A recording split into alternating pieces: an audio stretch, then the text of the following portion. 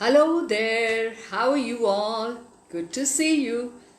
Well, today I have chosen a story by James Herriot, who was a veterinary surgeon in England for 50 years of his life, and he loved animals, and he wrote so beautifully about his animal stories and the people who owned them, and he describes them so beautifully in these stories that his love and understanding oozes out of them, and he kind of describes amazingly, giving you a vision, an image, a picture of what the animal was like, what could the animal be feeling, contemplating.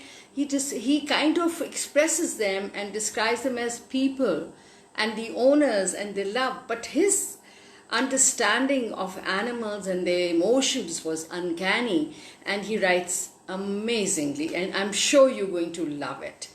So let's get started with this story, Debbie.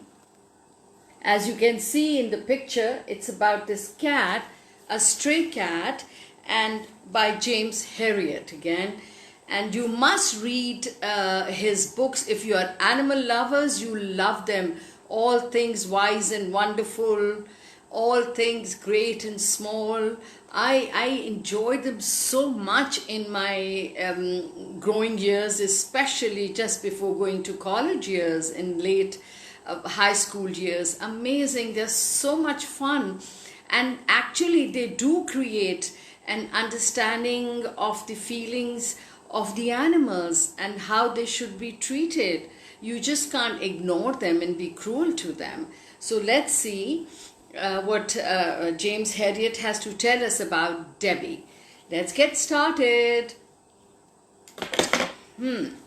I first saw her one autumn day when I was called to see one of Mrs.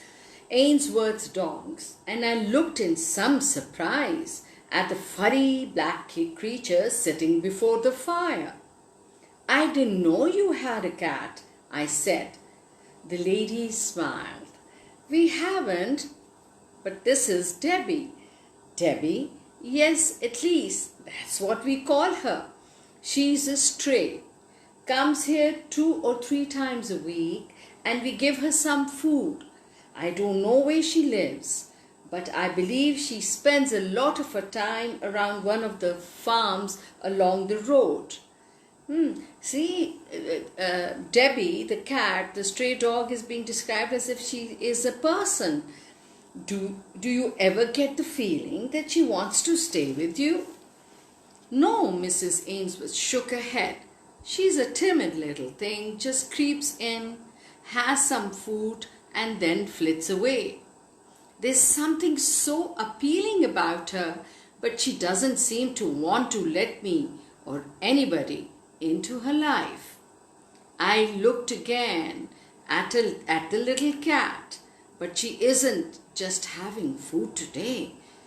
"That's right, it's funny thing, but every now and again she slips through here into the lounge and sits by the fire for a few minutes. It's as though she was giving herself a treat." So James Herriot thinks she came here to sit by the hearth, by the fireplace, to give herself warmth and comfort for a little while.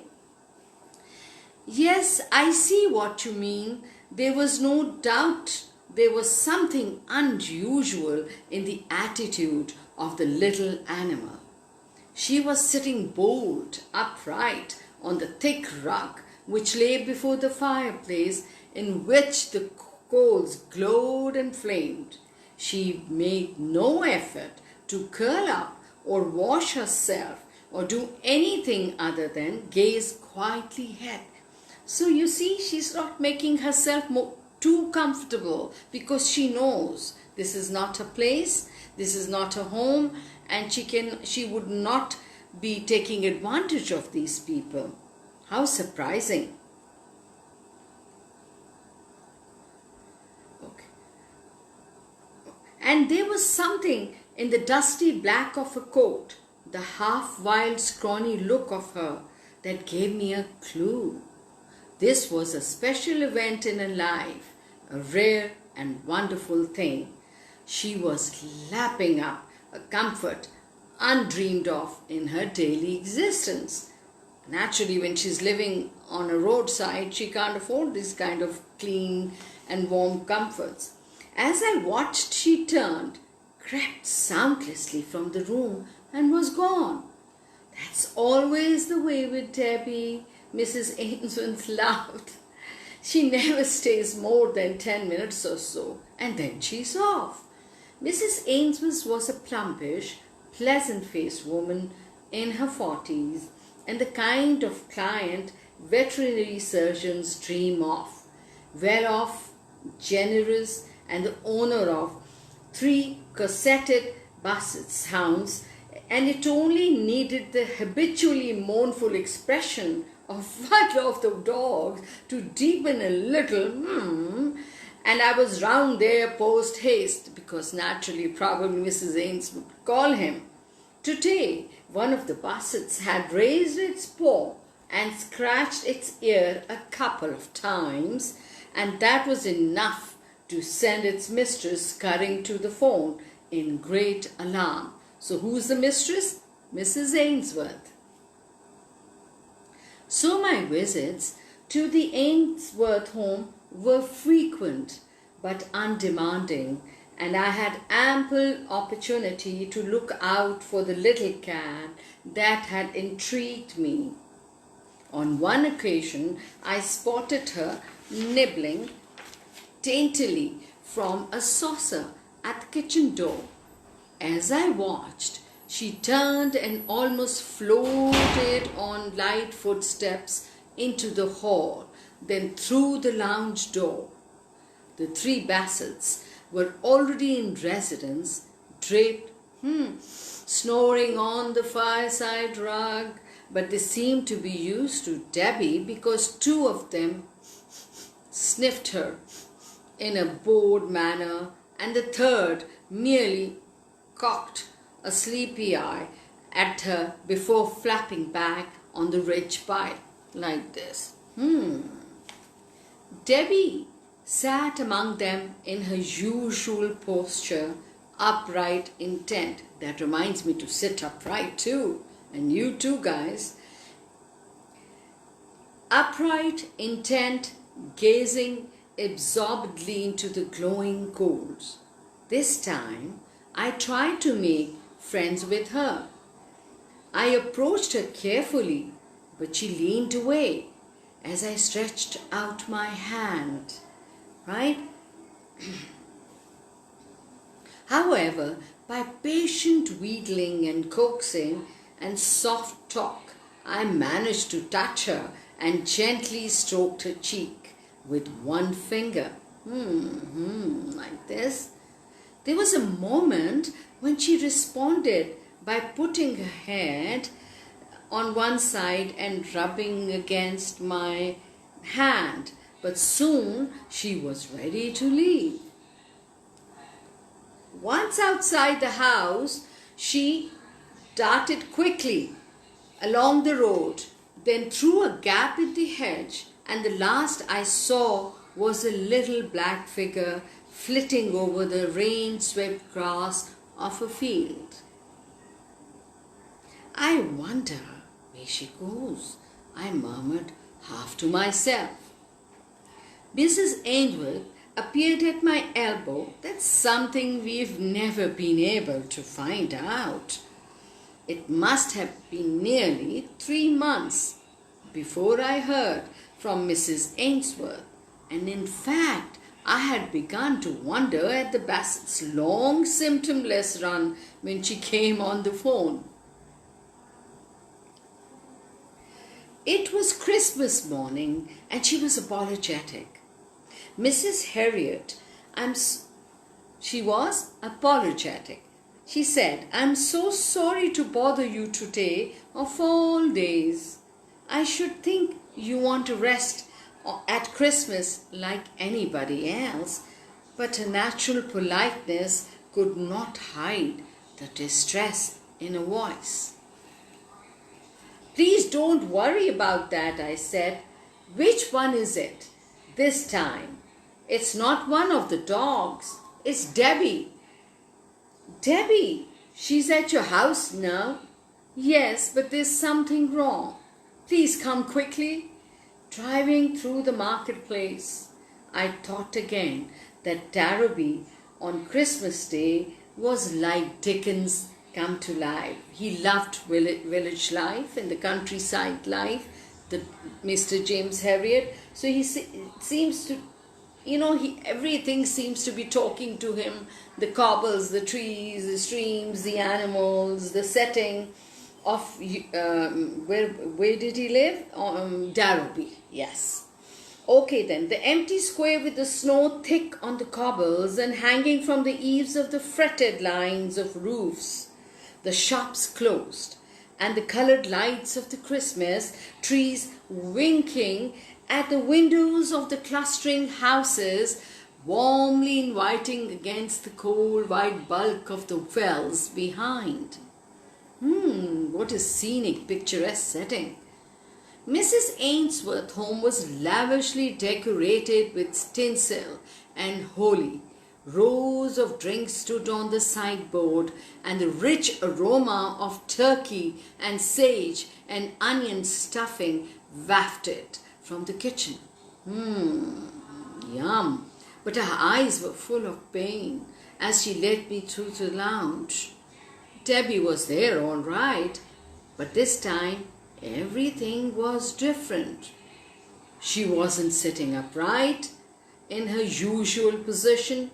She was stretched, quite motionless, on her side, and huddled close to her lay a tiny black kitten.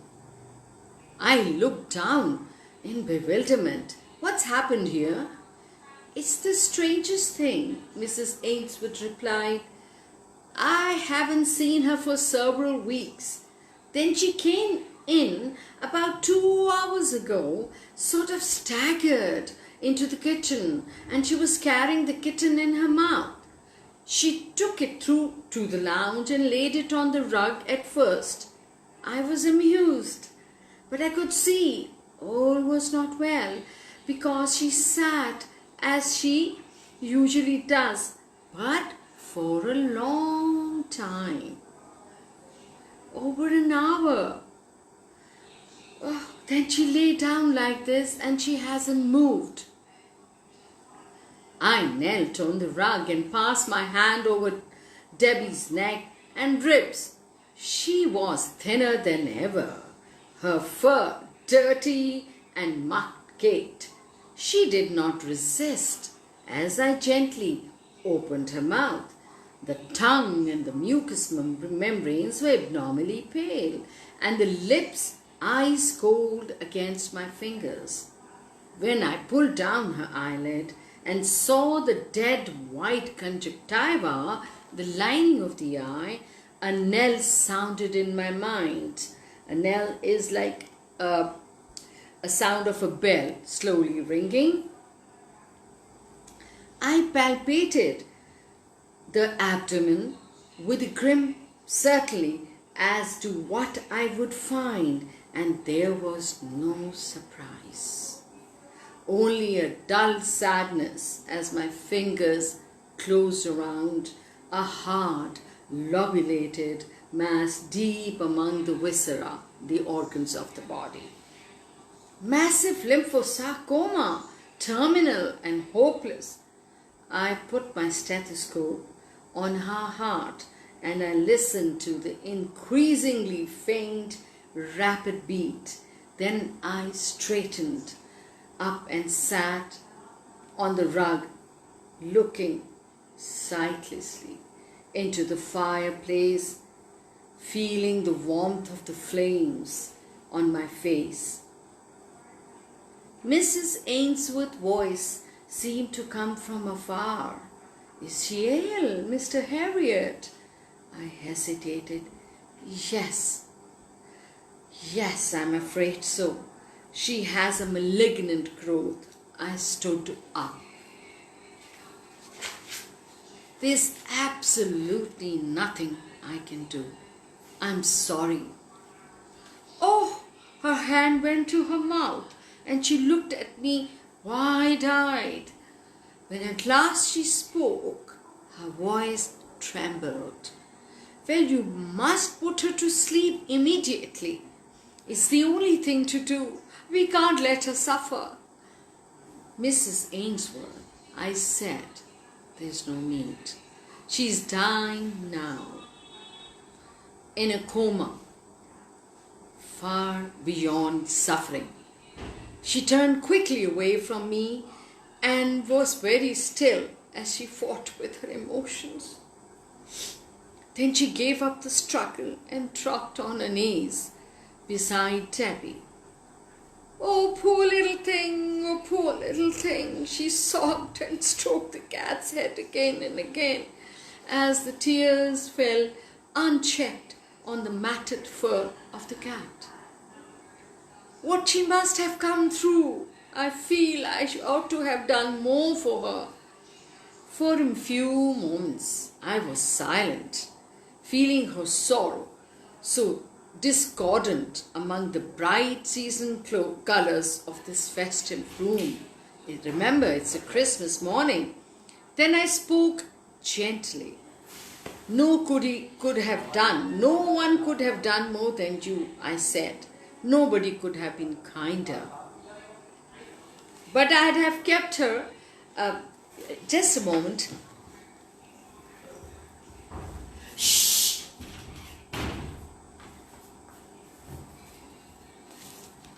Please excuse me for the interruption.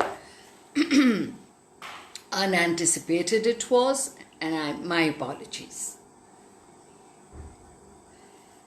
But I should have kept her here in comfort. It must have been terrible out there in the cold when she was so desperately ill. I didn't think about it. And having kittens too. I wonder how many did she have? I shrugged. I don't suppose we'll ever know. Maybe just this one. It happens sometimes. And she brought it to you, did she not? Yes, that's right. She did. Mrs. Ainsworth reached out and lifted the bedraggled black morsel. She smoothed her fingers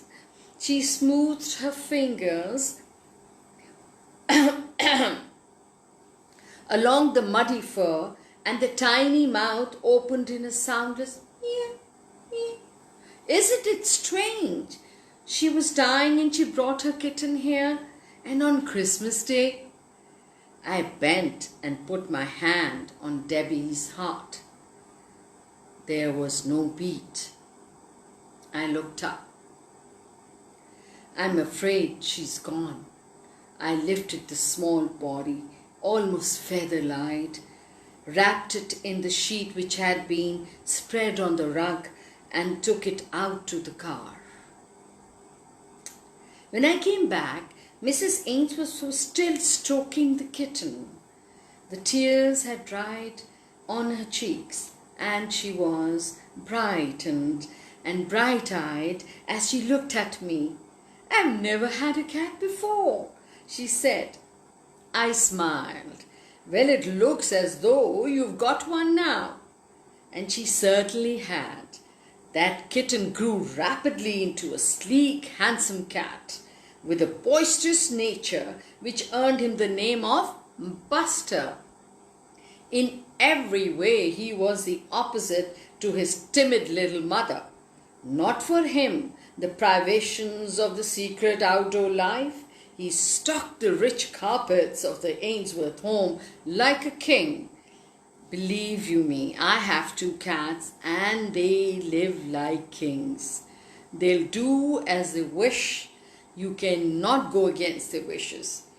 So, she stalked the rich carpets like a king, and the ornate collar he always wore added something more to his presence. I'm not surprised. On my visits, I watched this development with delight, but the occasion which stays in my mind was the following Christmas Day, a year from his arrival. So we reach a year later. I was out on my rounds as usual.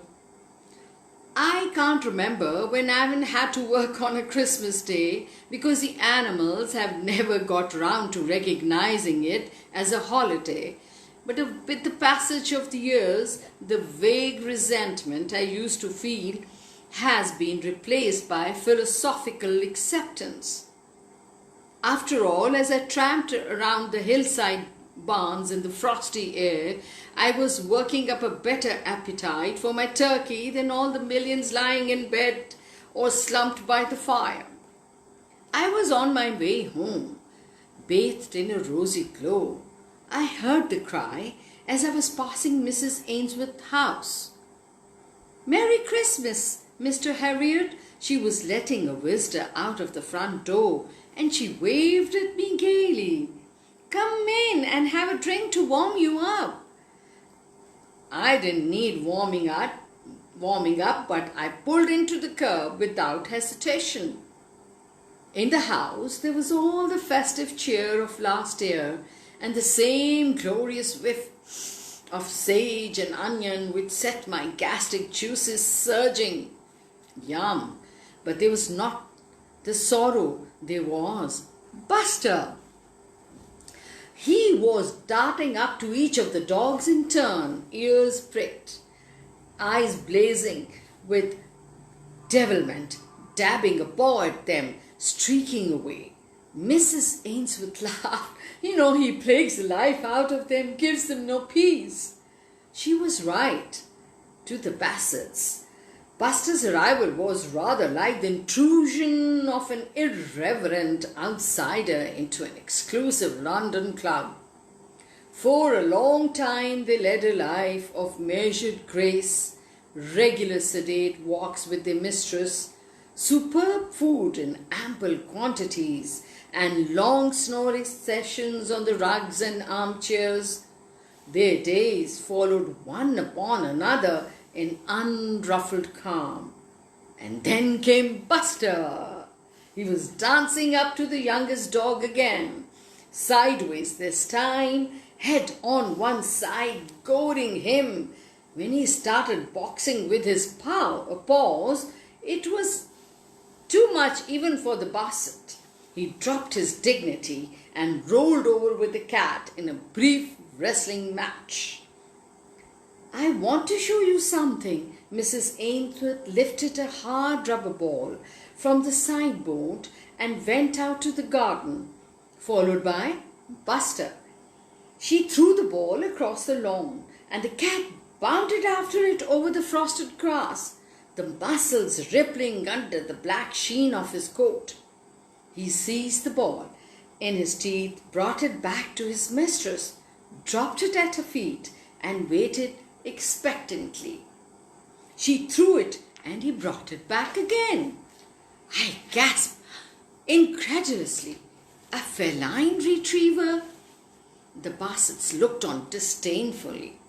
Nothing could ever have induced them to chase a ball. So unlike dogs, isn't it? But Buster did it again and again as though we'd never tire of it. Mrs. Ainsworth turned to me. "Have you ever seen anything like that?" "No," I replied, "I've never had. He's a most remarkable cat." She snatched Buster from his play, and we went back into the house where she held him close to her face, laughing as the big cat purred and arched himself ecstatically against her cheek. Looking at him, a picture of health and contentment. My mind went back to his mother. Was it too much to think that the dying little creature, with the last of her strength, had carried her kitten to the only haven of comfort and warmth she had ever known, in the hope that it would be cared for there? What a mother! What a motherly instinct! Amazing! Maybe it was, but it seemed I was not the only one with such fancies. Mrs. Ainsworth turned to me, and though she was smiling, her eyes were wistful. Debbie would be pleased, she said. I nodded. Yes, she would. It was just a year ago. Today she brought him, wasn't it? That's right, she hugged Buster to her again. The best Christmas present I have ever had. Lovely, isn't it? So, just to remind you, James Herriot, a delightful author, and imagine what kind of a doctor he was. So sensitive, perceptive, understanding of the animals. Whatever went inside the brainwork of the animals, he could understand. He was born in England and raised in Scotland, right? Wrote many memorable true stories about his 50 years as a vet. And he has filled more than 10 books, including All Creatures Great and Small, All Things Wise and Wonderful, just like told you earlier, and inspired a popular television series. So I think he just makes you start looking at animals more thoughtfully and more sensitively. And I must and I insist and I recommend to you all to read his books. You have ample time because of this COVID-19 surrounding us, enveloping us. So kindly keep home, keep isolated, maintain the social distance, wash your hands whenever you go out, please, and always wear a mask, right? For your own sake and for the people you are meeting outside. Try to cut down on your social life, absolutely. I'm sure you're already doing that. So I wish you a safe week and see you soon. Bye-bye.